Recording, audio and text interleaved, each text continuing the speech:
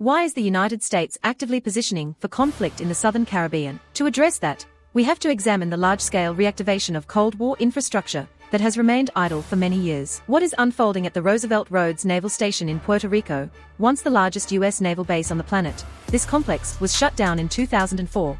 But reports now suggest it is being quickly restored to service. Some visuals in this report are used under fair use for news analysis, courtesy of Airtele. We encourage viewers to check out and support their channel. The U.S. military is converting this civilian zone back into a forward operations base. And what about the Henry E. Rolson Airport located in the U.S. Virgin Islands? This facility is no longer only for visitors anymore and is being reconfigured into a logistics center to support heavy military transport. But why is the U.S. doing this at this moment? There are two primary catalysts. Is it connected to Russia and China? Yes. Intelligence assessments indicate that Moscow and Beijing are not merely engaging Venezuela. They are seeking to establish permanent military installations. The U.S. views this as a strategic threat, a direct challenge to the Monroe Doctrine that cannot be ignored. Is it about energy? Absolutely. We are already observing the early signals of conflict. U.S. Coast Guard helicopters have reportedly been seen intercepting and detaining oil tankers departing Venezuelan waters. They are restricting the regime's revenue streams before any open fighting begins. If an attack happens, what ships are already positioned near Puerto Rico? The U.S. Navy has organized a specific strike chain. They are using the USS Jason Dunham Arleigh Burke class destroyer. Its role is not only guided missile destroyer, it also serves as an electronic warfare platform. The Jason Dunham is positioned to disrupt Venezuelan communications and disable their coastal radar systems. They are the first phase of attack to disorient. And why is the USS Stockdale present? The Stockdale functions as the shield. Equipped with advanced Aegis missile defense systems, its task is to intercept any anti-ship missiles launched back toward the fleet. But how do we know this is an invasion and not just a blockade? Because of the USS Iwo Jima, it is a large amphibious assault ship. You do not deploy this vessel unless you intend to place ground forces ashore. It is built to deliver Marines directly onto hostile coastlines. But the United States is not only operating from the north, they are also using the island nation of Trinidad and Tobago to close the southern corridor. How is Trinidad being used? The U.S. Navy is operating in nearby waters to restrict movement through the Gulf of Paria. Here the USS Gravely acts as the hunter. The Gravely functions as a forward sentinel, ensuring no Venezuelan submarines or fast attack craft escape into the Atlantic and threaten shipping lanes. And what role does the USS Lake Erie play? This Ticonderoga-class cruiser serves as the air defense coordinator for the entire operation, managing aircraft and vessels from its advanced command center. But ships are slow, so how will the United States deliver the first strike? This is where air power enters the picture. The B-52 Stratofortress bombers will not even land in the Caribbean. They will fly directly from the continental United States, release their heavy payload of cruise missiles, and return home without ever touching the ground. What about the B-1 Lancer? These supersonic bombers will be used for rapid attacks. They can dive in at low altitude and high speed to destroy fortified targets before the opponent realizes they are there. But where will the bulk of the Air Force operate from? This is why Roosevelt Roads in Ceiba, Puerto Rico, is so critical. It places tactical aircraft just minutes away from the target. The MQ-9 Reapers will hover over Venezuela for hours, tracking mobile missile launchers and eliminating them with Hellfire missiles the moment they move.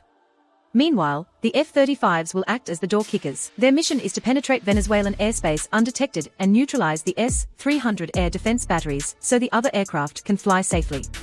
Here are the V-22 Osprey speed and versatility. These tilt-rotor aircraft will deploy from the USS Iwo Jima and Puerto Rico to insert special operations teams deep behind enemy lines. But all that firepower requires fuel. So, the KC-130s, these tankers will orbit near the combat zone, allowing the F-35s and other jets to remain in the fight for hours without returning to base. And finally, why the C-17 cargo transports for logistics? You cannot fight a war without supplies. The C-17s will be flying non-stop into Roosevelt Roads and Henry E. Rolson Airport, bringing in the vehicles, the ammunition, and the troops needed to sustain the attack.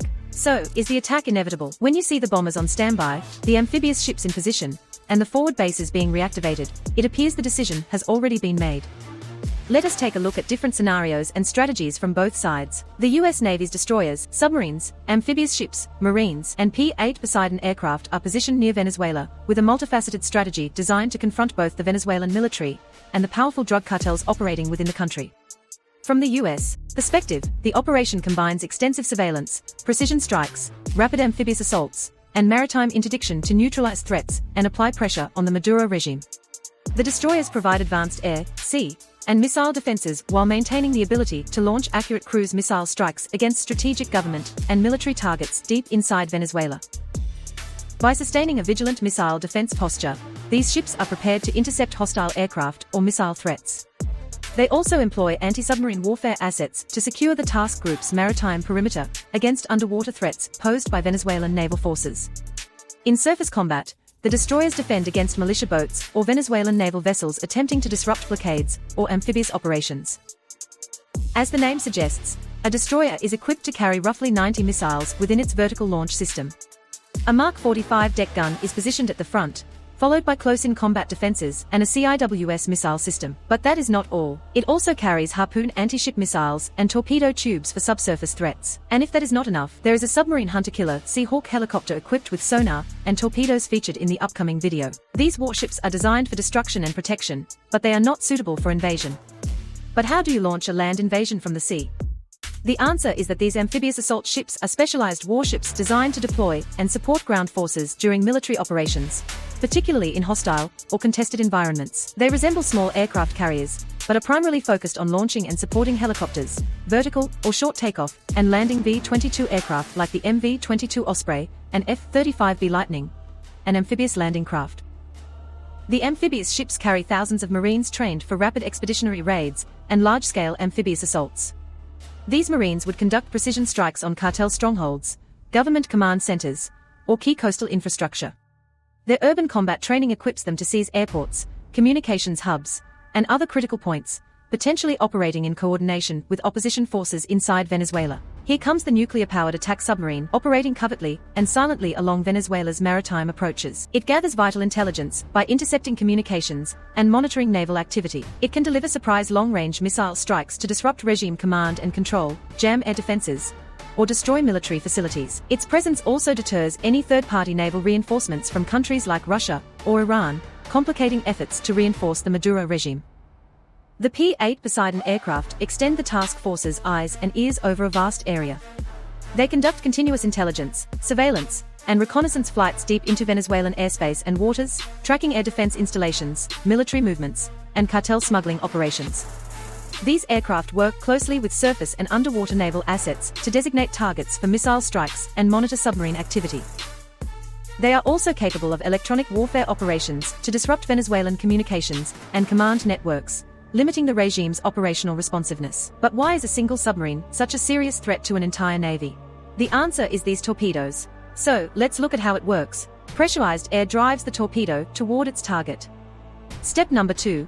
A piston engine with propellers maximizes the torpedo's speed. Step number 3. It trails a wire connected to the weapon systems aboard the submarine, using data to navigate. Step number 4. The torpedo accelerates to 32 knots, or roughly 35 miles per hour, with a range of 8 miles, or 12 kilometers. Step number 5. As it approaches its target, the wire is cut and its sonar assumes control of navigation. Step number 6. If a torpedo misses its target, it can circle back and begin hunting the target using its sonar. This single torpedo carries the explosive power of 1,200 pounds of TNT.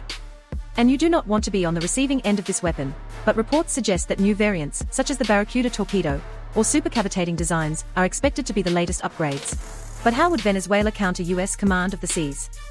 While the military and cartels prepare to defend the regime and preserve control through a mix of conventional and asymmetric tactics, the Venezuelan military, although smaller and technologically less advanced, relies on knowledge of local geography, lead air defense sites, and large-scale militia mobilization, reportedly numbering over 4.5 million, to counter amphibious assaults and defend key infrastructure.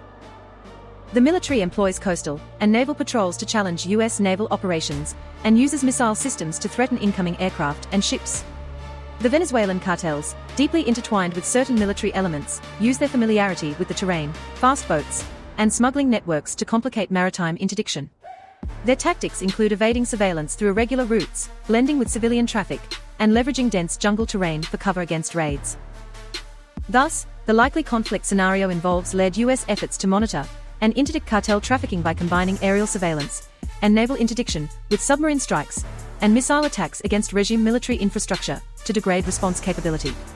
Meanwhile, US amphibious forces would act decisively to seize strategic points, suppress resistance, and isolate Maduro's loyalist elements.